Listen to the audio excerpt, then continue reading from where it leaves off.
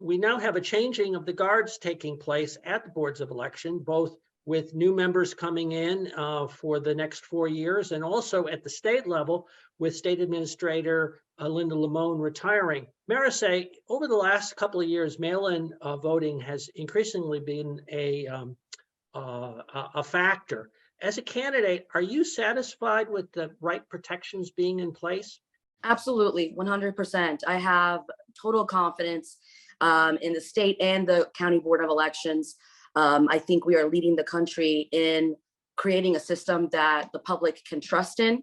And, you know, as there are growing pains, I think we have led with, you know, what is lawfully accurate and what the options are when a candidate, you know, did ask for a recount, et cetera. And I think the transparency and the patience behind it, I think the resources too, really show that we do prioritize making voting as accessible as possible for our seniors, for individuals who may be abroad but are still, you know, citizens and residents of our communities.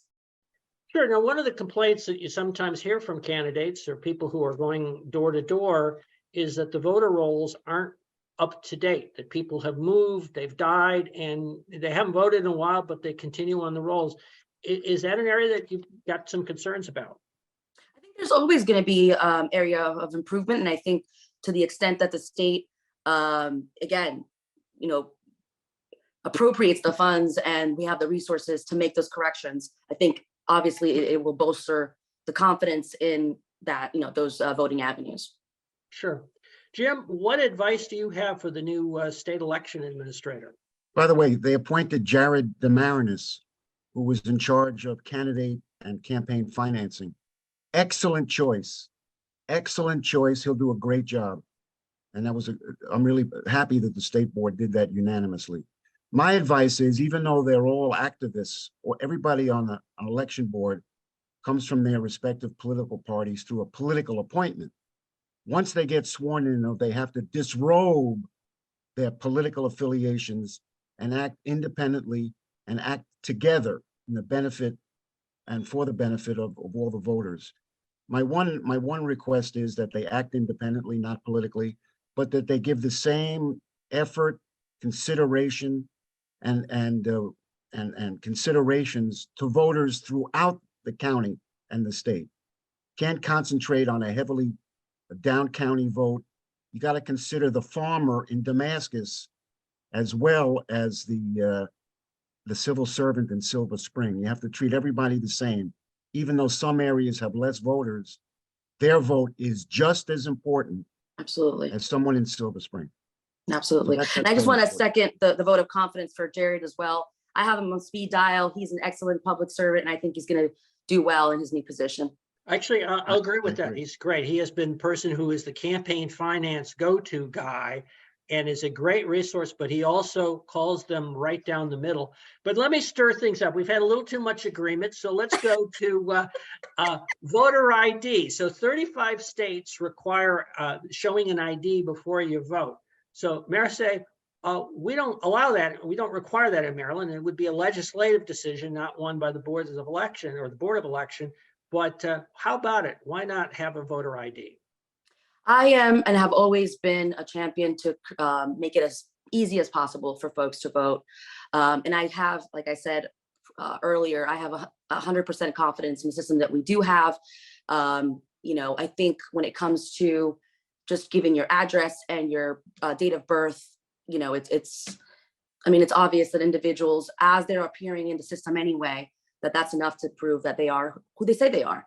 And we also have our own protections within the MVA and otherwise to be able to identify, you know, any kind of fraudulent voting, et cetera. So I don't think that we need to add any more obstacles. I think on the contrary, we should make it as easy as possible for folks to be able to vote. Now, Jim, I wish I had a nickel for every time you got asked the question, why don't they have voter ID, and you had to explain. But how about it? Do you think the legislature should change that or keep the system as it is now? I think there should be some kind of ID required.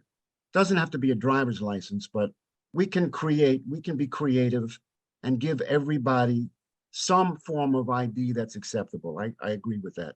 But my main concern, and I've whistled this tune for the 6 years I was president of the board, mail-in voting is the voting of the future. You know, in the election between Trump and Biden, when they first ran against each other, and the second time too, we had about 540,000 votes cast in the county for president. On election day, when you woke up, 500,000 votes had already been cast. Only 40,000 or so voters showed up on election day in our county to vote for president. So the overwhelming way to vote is mail-in. Now here's the problem, and it's a big problem in my view. When Mark Uncapher requests a mail-in ballot, we send Mark Uncapher a mail-in ballot.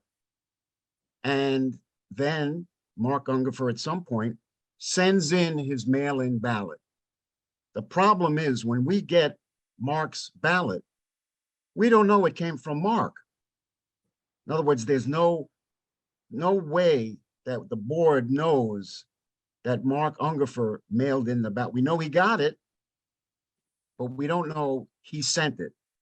And there's got to be some mechanism for us to check the signature or some ID requirement that we count your mail-in ballot, but we know it's from you.